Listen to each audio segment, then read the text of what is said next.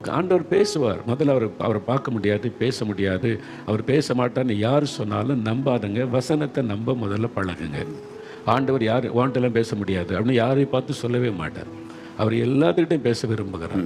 நாம் அவரோடு பேச விரும்புகிறதை விட அவர் நம்மோட பேச அதிக விருப்பமுள்ள தேவனாக இருக்கிறார். அதுவும் இந்த கடைசி காலத்தில் மனுஷர்களோடு அவர் மிக நெருங்கி வந்து பேசுகிறவர்கள். பிசாசே வந்து பேசுகிறானே, ஆண்டவர் பேச மாட்டாரா? கண்டிப்பாக கண்டிப்பாக. பிசாசை வந்து பேசி பேசி பயமுறுத்தி தரிசனம் கொடுத்து ஆட்களை முடக்கிறானே, அவர் பேச மாட்டாரா? கண்டிப்பாக பேசுவார். முதல்ல அதை விசுவாசிக்கணும். முதல்ல தயவு செய்து ஆண்டவர், நம்முடைய ஆண்டவர் இயேசு பேசுகிறவர், தன்னை வெளிப்படுத்துகிறவர், என் கூடயும் பேசுவார், எங்கள் வீட்டில் இருக்கிற சின்ன பிள்ளைகளோடு பேசுவார்னு முதல்ல விசுவாசிக்கணும். சரி, அப்போ எப்படி இப்போ அவரை பார்க்குறாரு, எப்படி பேசுவார், அவருடைய குரலை எப்படி கண்டுபிடிக்கிறாரு அப்படின்னு சொன்னால், முதலாவது ஆண்டவரோடு நம்ம பேசணும், பழகணுமானா தடையாக இருக்கிறது என்னதுன்னு அறிந்து கொள்ளணும். ஏசாயா 59 அதிகாரம் 2வது வசனத்தில், உங்கள் அக்கிரமங்களே உங்களுக்கும் உங்கள் தேவனுக்கும் நடுவாக பிரிவினை உண்டாக்குகிறது, உங்கள் பாவங்களே அவர் உங்களுக்கு செவி கொடுக்காதபடிக்கு அவருடைய முகத்தை உங்களுக்கு மறைக்கிறது. அவர் பக்கத்தில் தான் இருக்கிறார் ஜெபம் பண்ணும்போது. அவருடைய முகம் ஏன் தெரிய மாட்டேங்குதுன்னா, அவருடைய முகத்தை மறைக்கிறது ஒன்றே நம்முடைய பாவங்க. அந்த பாவம் தான் பிரச்சனை. அந்த பாவம் நீக்கப்பட்டு தான் அவரை தரிசிச்சிட முடியும்.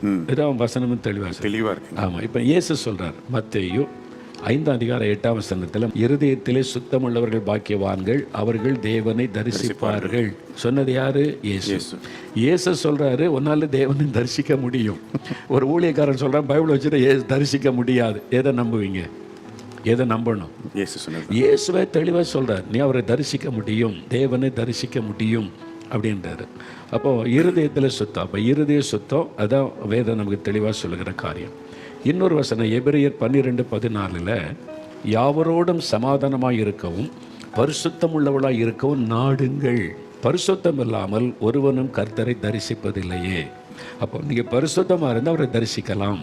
அது முதல்ல அதை விசுவாசிக்கணும். அவர் எப்படி தரிசிப்போம், எப்படி, அது ரெண்டாவது. முதல்ல இதை விசுவாசிக்கணும். பார்க்கவே முடியாது, கேட்க முடியாதுன்னு நம்பக்கூடாது. அதை நம்பக்கூடாது, இதை விசுவாசிக்கணும். நம்ம முழுமையாக நம்ம ஆண்டவரை பார்க்குற அளவுக்கு நாமே பரிசுத்தப்படுத்தி கொள்ளவே முடியாது. அது தேவன் செய்வார். அதை நம்ம பார்க்கலாம். ஆண்டவர் தான் நம்மளை பரிசுத்தப்படுத்துகிறார். ஆனால் பரிசுத்தத்தை நாடணும், விரும்பணும், வாஞ்சிக்கணுன்றதான் ஆண்டவர் சொல்கிறார். ரெண்டாவது, எல்லாரோடும் சமாதானமாக இருக்கணும். கசப்பு, வெறுப்பு, அடுத்தவங்க மேலே வெறுப்பில் இருந்து ஆண்டவர் பார்க்க முடியாது. ஏன்னா அவர் அன்பானவர். அதே இருதயம் நமக்கு வேணும். இந்த ரெண்டில் நம்ம கவனம் செலுத்தணும். ஒன்று, பாவமான காரியம், தேவனுக்கு நமக்கு நடுவாக எதுவும் வரக்கூடாது. ரெண்டாவது, மனுஷருடைய உறவில் நம்ம கரெக்டாக இருக்கணும். யார் மேலேயும் கசப்பு, வெறுப்பு, பகை, இந்த ரெண்டும் இல்லாமல் இருக்கணும். அப்போ தான் தேவனை தரிசிக்க முடியும்.